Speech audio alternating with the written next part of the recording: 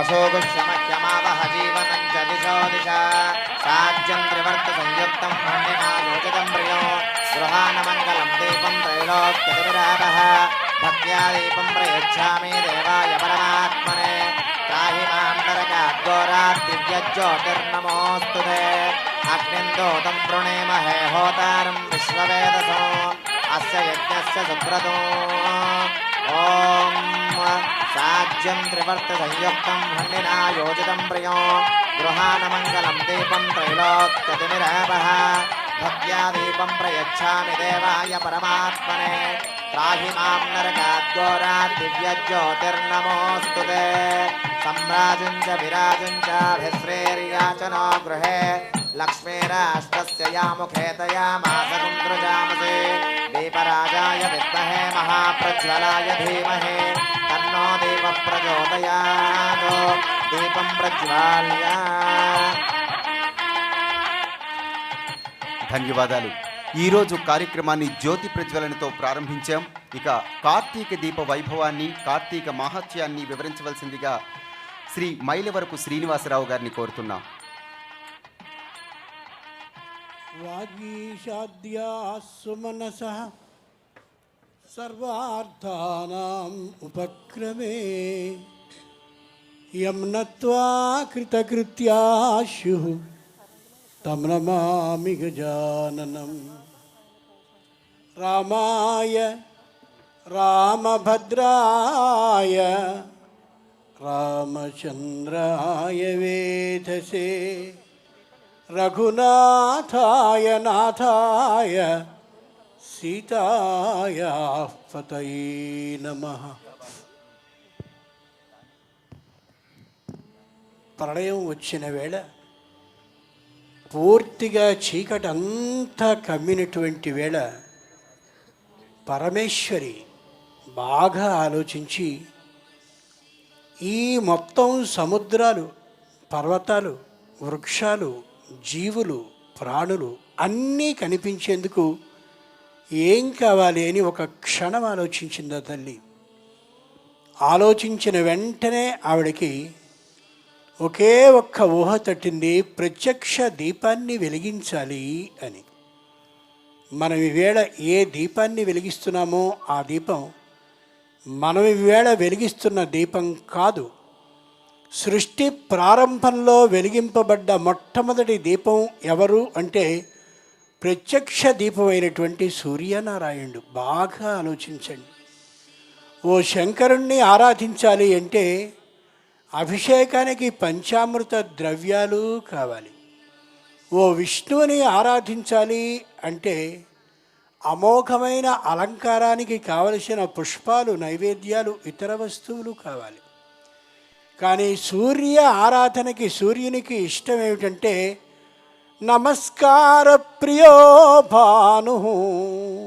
తెల్లవారుజామునే లేచి నమస్కరిస్తే చాలు సూర్యుడు పరమ సంతోషపడిపోతాట. అంచేత మొట్టమొదటి ప్రత్యక్ష దీపాన్ని వెలిగించింది అమ్మవారు. వెలిగింపబడ్డ దీపం అదిగో సూర్య భగవానుడు. ఆ సూర్యుడు వెలిగిన వెంటనే ముక్కోటి దేవతలు ఆలోచించి ఎంత బాగా ఉందయ్యా, ప్రపంచంలో ఉన్నటువంటి అన్నిటినీ ఇలా కనిపింపచేస్తున్నావా నువ్వు, వయం సమర్థాహ, మేము వేళ చూడడానికి సమర్థులం అవుతున్నాం కాబట్టి దీన్ని లోకము అని పిలుస్తున్నాము అని అన్నారు. లోకము అంటే లోక్యతే అనైన ఇతి లోక, అన్నిటినీ చూడడానికి అవకాశం ఇచ్చినటువంటి వాడు సూర్యుడు అని ఆలోచించి నీలో మాకు కొంత చోటిస్తావా, నీలో మేము ఉంటామని దేవతలందరూ ప్రార్థించారు. అంచేతనే ఆదిత్యమండల మధ్యవాంతివర్తి నారాయణ, సూర్యమండలంలో మొత్తం దేవతలందరూ ఉంటారు. మీరు ఈవేళ ఏ దీపాన్ని అయితే ఇక్కడ వెలిగించడానికి సంసిద్ధులుగా ఉన్నారో ఆయన సాక్షాత్తు సూర్య భగవానుడు అవేళ అమ్మవారు ఏ విధంగా వెలిగించిందో అట్లాంటి దీపాన్ని వెలిగిస్తున్నారని, మొత్తం అందరూ దేవతలు కూడా ఉండబోయేందుకు అవకాశాన్ని ఇచ్చేటటువంటి ప్రత్యక్ష దీపాన్ని వెలిగిస్తున్నారని, అందరూ దేవతలు దాంట్లో ఉంటారని, సకల దేవతా స్వరూపం ఇదిగో ఈ దీపమని ఆలోచించి చూడాలి. మొన్న మనకి దీపావళి ఉత్సవం అవగానే కార్తీక వచ్చింది.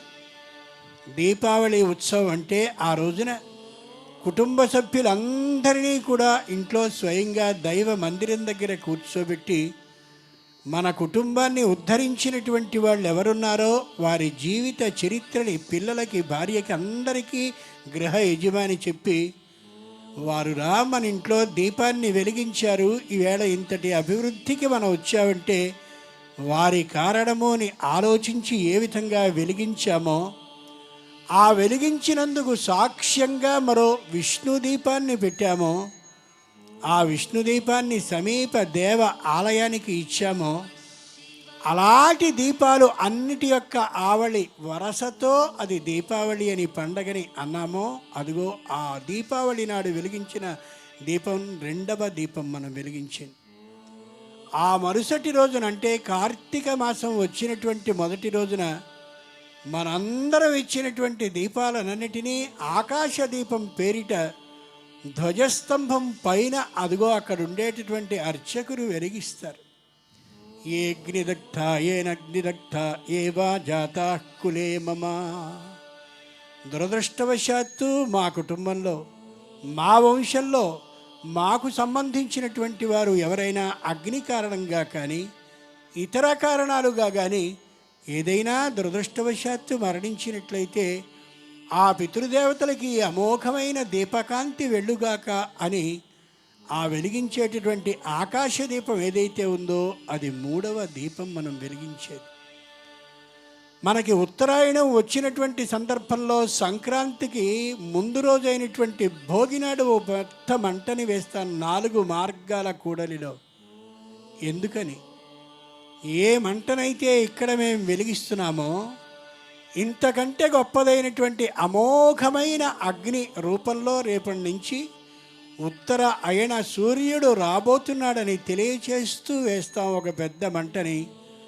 అదిగో అది 4వ దీపం. అంటే ఓ చిత్రం ఉంది. అగ్నులు 2 విధాలు, సేంధనాగ్ని, అనింధనాగ్ని అని. ఏదైనా ఇంధనాన్ని అంటే కర్రనో మరొకదాన్నో వేస్తే మండేటటువంటిది సేంధనాగ్ని. అనింధనాగ్ని అంటే ఏ విధమైనటువంటి ఇంధనము లేకుండా వేయబడే అగ్ని అనింధనాగ్ని. సూర్యుడు అలాంటివాడు. నిరంతరం మండుతూ ఉండే సూర్యుడిలో ఏ వస్తువుని వెయ్యం. అమోఘమైనటువంటి ప్రకాశం అలా వస్తూనే ఉంటుంది సూర్యప్రకాశం ద్వారా. శంకరుడికి ప్రీతికరమైనటువంటి మాసంలో సూర్యుడిని గురించి ఏమిటి అని అనుకోవద్దు. నీలగ్రీవో విలోహిత ఉతైనం గోప అదృశన్నదృశన్నుదహార్య ఉతైనం విశ్వభూతాని సదృష్టో మృడయాతినః. ఆకాశంలో కనిపించే సూర్యుడే నేల మీద కనిపించేటటువంటి శంకరుడు. ఇద్దరికీ భేదం లేదు. ఈ యథార్థాన్ని గమనించాలి. ఆకాశంలో సూర్యుడిని ఒక్కసారి చూస్తే ఎర్రగా కనిపిస్తాడు. ఆ బింబం లోపల నీలి రంగు బింబం కూడా కనిపిస్తుంది. నీలగ్రీవ అంటే ఆ నీలి రంగు కలిగినటువంటి బిళ్ళ రూపంగా కలిగేటటువంటి వాడు ఉన్నటువంటి వాడు ఎవరో ఆయన సూర్యుడు. అదే పద్ధతిగా నేల మీద శంకరుణ్ణి చూడండి. నీలగ్రీవ అంటే నీలి రంగు మెడ కలిగినటువంటి వాడు శంకరుడు. విలోహిత మహాద్భుతమైనటువంటి అరుణిమ ఎర్రనితనం కలిగినటువంటి వాడు అక్కడ సూర్యుడైతే, అమోఘమైనటువంటి ఎరుపుతనం కలిగి శరీరం నిండుగా తెల్లని విభూతిని పూసుకుని సంపూర్ణమైన తెల్లనితనంతో తెల్లగా కనిపిస్తూ ఉండేవాడు. కానీ ఎరుపు రంగు కలిగినటువంటి వాడు ఇదిగో ఇక్కడ శంకరుడు.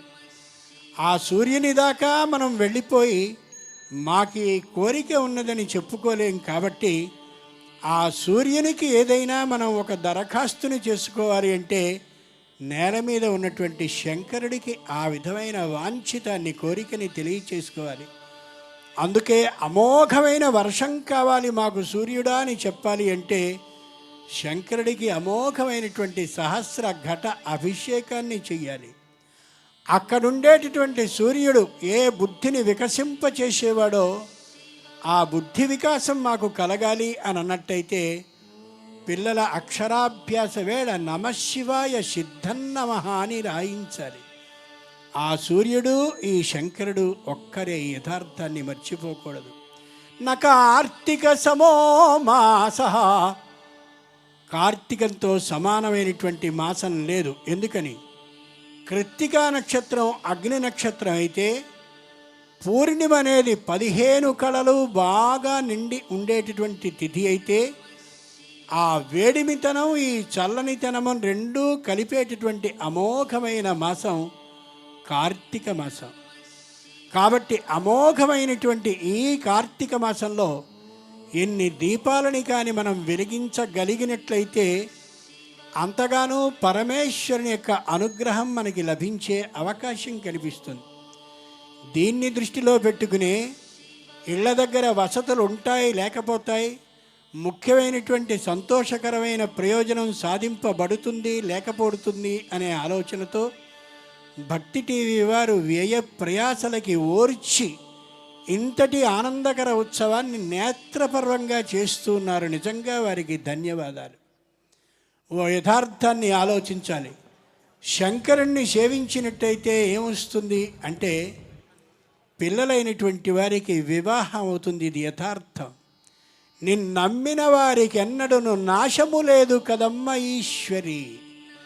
ఆ రోజున రుక్మిణీదేవి కృష్ణుని వివాహం కోసం ఎవరిని ప్రార్థించింది అని అడిగితే అమ్మవారిని ప్రార్థించింది. చక్కనైనటువంటి వివాహం సాగింది. గమనించి చూడండి. శంకరుడు సామాన్యమైనటువంటి దైవం కాదు, ఆయన మృత్యుంజయుడు. మృత్యుంజయుడు అంటే ప్రాణానికి తెగించి యథార్థంగా వెళ్ళేవాడు, మృత్యువుని జయించేవాడు అని అర్థం కాదు. మృత్యువుని కావాలని ఆహ్వానించి విజయాన్ని పొందేవాడు. ఆలోచించండి. యథార్థమైనటువంటి కాలకూటం అనే పేరు కలిగిన విషం వస్తూ ఉంటే ఆ విషాన్ని స్వీకరించకుండా అందరూ దేవతలు వెళ్ళిపోతుంటే నేను స్వయంగా స్వీకరిస్తాను, నేను మృత్యుంజయుణ్ణని నిరూపిస్తూ ఆ అమోఘమైనటువంటి విషాన్ని స్వయంగా తాను స్వీకరించగలిగాడు, స్వీకరించాడు. మృత్యుంజయుడు అంటే మృత్యువు కలుగుతుందనేటటువంటి పదార్థాన్ని స్వీకరించి కూడా మృత్యువు లేకుండా చేసుకోగలిగిన శక్తిమంతుడు అని అర్థం. కాబట్టి శివుణ్ణి కాని కార్తీకంలో ఆరాధించినట్టయితే దురదృష్టవశాత్తు మనకేదైనా మృత్యువు కలగవలసిన విధానం ఉన్నప్పటికీ కూడా ఈ మృత్యుంజయ శక్తి మన మీదికి అలా ప్రసాదింపబడి ఆ అపమృత్యువు తొలగుతుంది. అందుకే దీపావళికి వెనుక రోజైన నరక చతుర్దశికి వెనుక రోజైన బలి త్రయోదశి నాడు మనం స్వయంగా బలి దీపాలని చేస్తాం, దానం చేస్తాం. అది 5వ దీపం. యమాయ ధర్మరాజాయ మృత్యవే చాంతకాయ చ ఔదుంబరాయ దధ్యాయ నీలాయ పరమేష్ఠిని. ఓ యముడా, నీకు స్వయంగా ఈ దీపాన్ని దానం చేస్తున్నాం అని దానం చేస్తాం. అటువంటి అమోఘమైనటువంటి రోజు ఈరోజు. ఇప్పుడు స్వామివారి అనుజ్ఞతో మీది కార్యక్రమం సాగబోతుంది. అంతటి మహోత్తరమైనటువంటి ఈ దీపాలని సూర్య భగవానుడిగా ఆరాధిస్తూ శంకరుని చేత వెలిగింపబడుతున్నట్టుగా భావిస్తూ కుటుంబం అంతా సుఖశాంతులతో ఉండాలనే యథార్థాన్ని మనవి చేసుకుంటూ ఆ మీదటి కార్యక్రమాన్ని నడిపించవలసిందిగా ప్రార్థిస్తున్నాను. ధన్యవాదాలు శ్రీనివాసరావు గారు. మన ముందుంచిన కార్తీక దీప వైశిష్ట్యాన్ని మనకు శ్రీనివాసరావు గారు తెలియజేశారు. ఇక స్వామివారి అనుగ్రహంతో వారి చేతుల మీదుగా మొదటి కార్తీక దీపం వెలిగించవలసిందిగా వారిని ప్రార్థిస్తున్నాను. అలానే ఈరోజు మన ముఖ్య అతిథి గారు శ్రీ జస్టిస్ ఎల్ నరసింహారెడ్డి గారిని కూడా ఆ కార్యక్రమంలో పాల్గొనవలసిందిగా కోరుతున్నాను.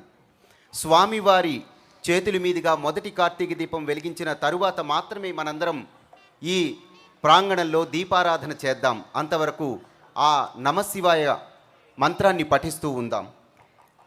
అలాగే ప్రాంగణంలో ఏర్పాటు చేసినటువంటి దీపాలను వెలిగించేటప్పుడు స్త్రీలు ముఖ్యంగా జాగ్రత్తలు పాటించండి. ఇది ఒక పవిత్ర కార్యం. దీన్ని మనం విజయవంతం చేయాలి. దయచేసి అందరూ కూర్చోండి. ఇక మనకు మంగళాశాసనాలు అందించడానికి ఇక్కడికి వచ్చిన స్వామివారి గూర్చిన వివరాలు మనకు రఘునాథ శాస్త్రి గారిని అందించవలసిందిగా కోరుతున్నాను.